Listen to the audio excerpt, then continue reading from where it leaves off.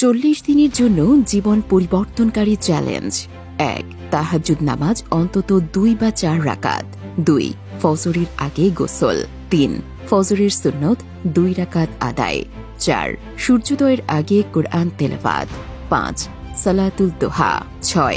মোবাইলে 10 মিনিটের জন্য হলেও কোরআন তেলাওয়াত, ইসলামিক লেকচার বা নাশিদ শুনুন। 7.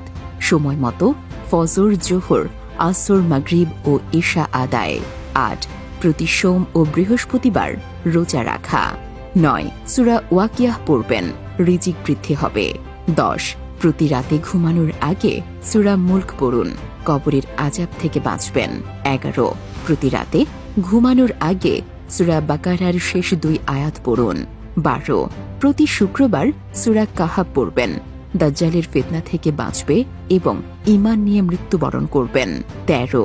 প্রতি রাতে ঘুমানোর আগে সবাইকে ক্ষমা করে দেবেন। 14. দিনে অন্তত 70 বারের বেশি ইস্তেগফার বা আস্তাগফিরুল্লাহ পড়বেন। ভিডিওটি সবার মাঝে শেয়ার করে দেবেন। ধন্যবাদ।